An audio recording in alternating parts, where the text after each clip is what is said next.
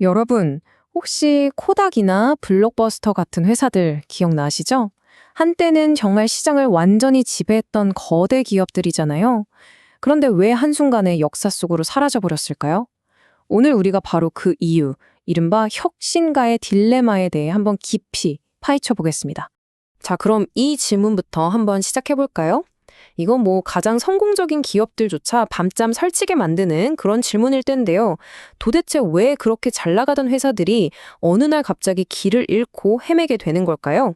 흔히들 관료주의가 심해졌다거나 회사가 너무 오만해졌다고들 하죠.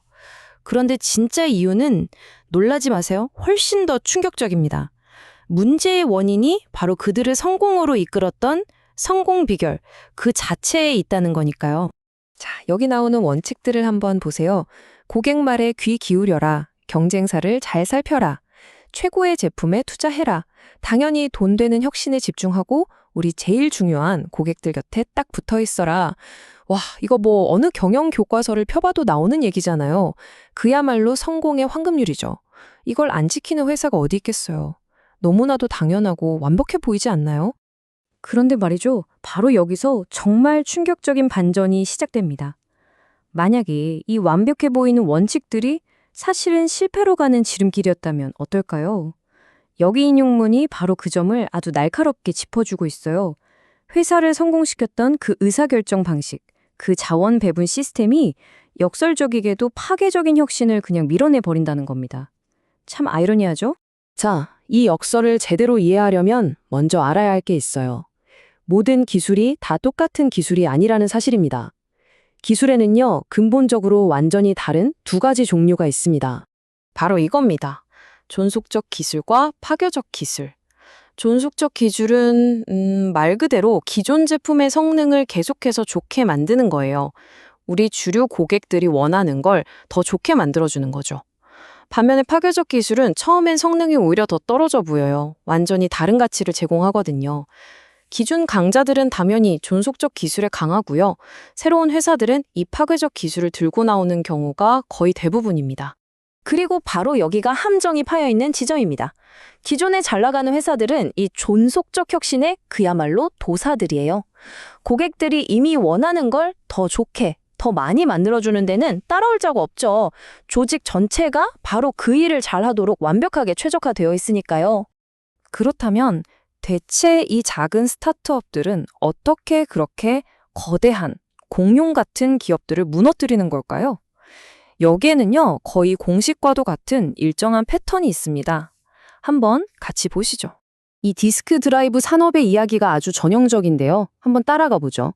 자, 1단계.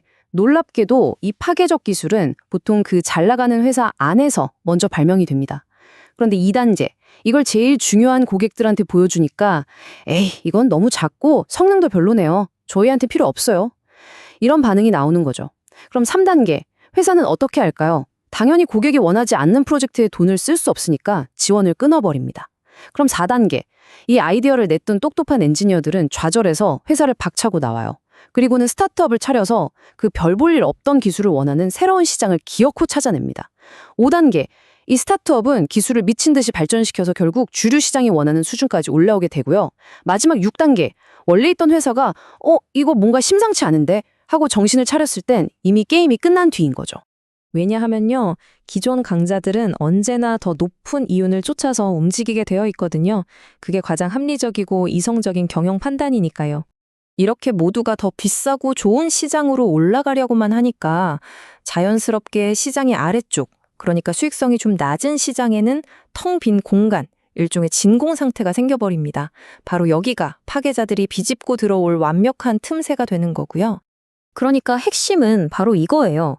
회사의 시스템 자체가 아주 합리적인 이유로 이런 파괴적인 아이디어에 걸러내도록 설계되어 있다는 겁니다.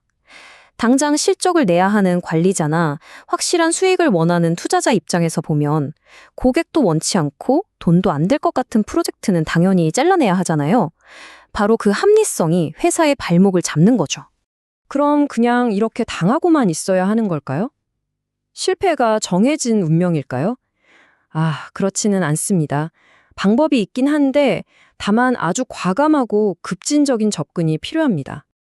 그 해결책이란 바로 독립적인 조직을 만드는 겁니다. 파괴적 기술을 상용화하기 위해서 아예 모회사로부터 완벽하게 분리된 별동대를 만드는 거죠. 기존의 규칙이나 가치관이 전혀 통하지 않는 일종의 안전한 온실을 만들어주는 거라고 생각하시면 돼요. 이 새로운 조직, 이 온실은요, 완전히 다른 방식으로 운영되어야 해요. 아주 작은 성공에도 다 같이 기뻐할 수 있는 작은 조직이어야 하고요. 낮은 이익으로도 먹고 살 수 있는 가벼운 비용 구조를 가져야 합니다.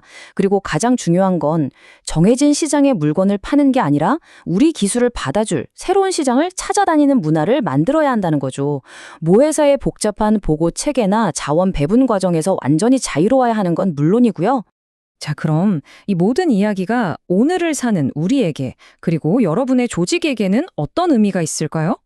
오늘 우리가 나눈 이야기의 핵심은 바로 이겁니다. 당신을 지금의 자리에 있게 한 가장 큰 강점이 어느 순간 당신의 발목을 잡는 가장 큰 약점이 될 수 있다는 것.